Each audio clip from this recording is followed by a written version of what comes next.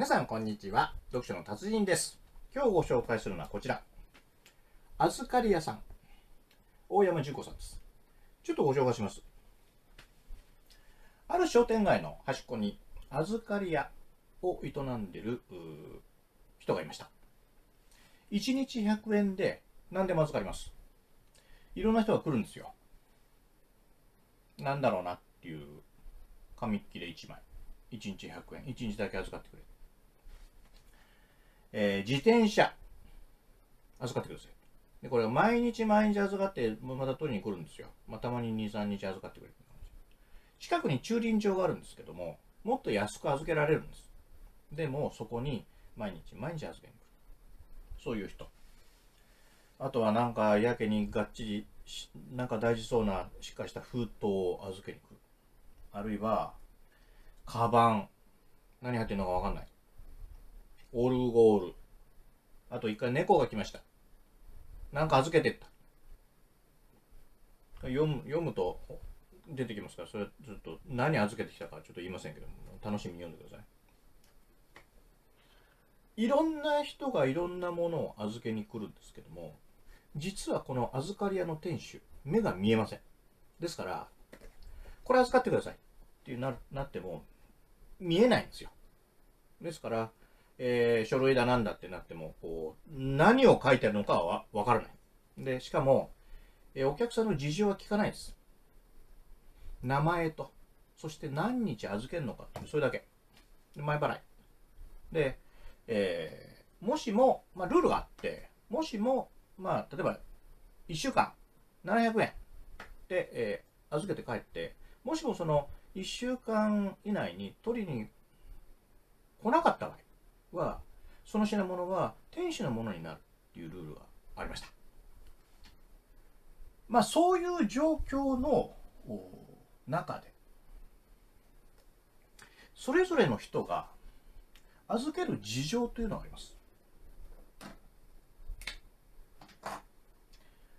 理由があって預けます。ただ単にポコっていう感じじゃない。で、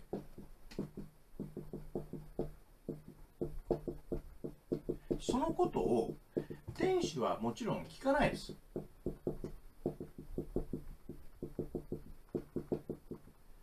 そして目が見えないので推測もできません。これは人間関係の、作り方の一つの大きなヒントなんですけども、全てを知ろうとしない大切さですよ。何でもかんでも教えて教えてって言わない。そこですよ、これ。で、もしも例えば、いや実はこれね、こういう事情があってね、ちょっと置いとけないんだよね。なんでかっていうとさ、こうでさ、今うちなんかこんなになっててさ、置けないんだよね。これ秘密だしっていうことを言いたい人っているじゃないですか。聞いてくれっていう人。そういう人は友達のとこ行けばいいんですよ。友達のとこ。でも言いたくないっていうことあるじゃないですか。そういう時に預かり屋は便利です。とても。で、人との付き合い方って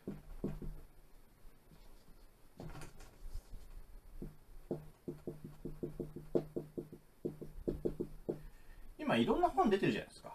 こういう風に喋りましょう、こんな風に接しましょうみたいな。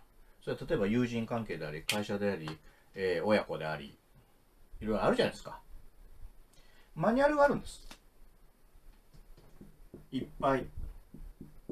でもそうではなくて、人との付き合いは必ずこうではなくちゃいけないということが考えないで、いろんな付き合い方があっていいんじゃないですかという話ですよ、これ。一本道はないんですよ。つまり一本道ではないということ。これね、このご主人、目が見えません。不自由です。で、例えば目が見えません。わからないんです。一人暮らしなんですって言ったら、通常、なんか助けることありますか？なんか不便でしょ？困ってるでしょ？ってこう、周りが助けに行く対象として見られがちじゃないですか。ところが、この預かり屋の店主はですね、いろんな人から頼られるんですよ。頼る存在としている。この店が。で、やっぱこれはね、はい、これ、明日まで。100円。名前は何がし。さようなら。これは楽だよ。知りたがる人っているじゃないですか。そういう風なことをグイグイって来ない。そのね、気楽さなのよ。で、この店主、とってもいい人なの。すごくいい人。こんなことをしちゃうんかみたいなエピソードが割と前の方に出てきちゃうんですけども、いい人なのよ。でもね、これ、この本の一つのテーマなんですけども、目が見えないっていうことが、いわゆる、暗闇みたいな状態になってるんですよ。で、それは肉体的な部分の暗闇じゃないですか。でも、精神的、心の部分で、闇ということで言えば、どんな人にも闇はあるんですよ。ここで言う闇っていうのは何もなんか犯罪を犯そうとかそういうことじゃなくて、こういう辛かった経験があるんです。これは言いたくないんだけど、こういう風な悩みがあるんです。これが苦しいんです。これが悲しかったんですっていう部分、人にいちいち発表しないけど、で、どんな人にもそういう部分っていうのはある。たまたまこの主人が肉体的な目に暗闇を持っているだけであって、だからみんなわりかし平等っていう感じです。そしてね、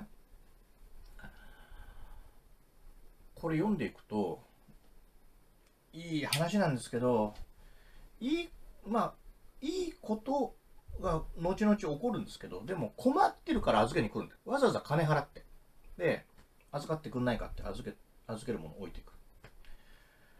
悩み、苦しみ、辛さ、そういうものを抱え込んで何百円か払って物を預けに来てまた取りに来てみたいなことがある。でも、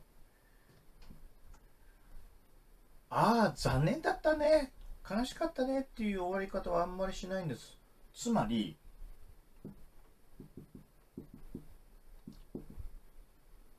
どんなに苦しくてもね、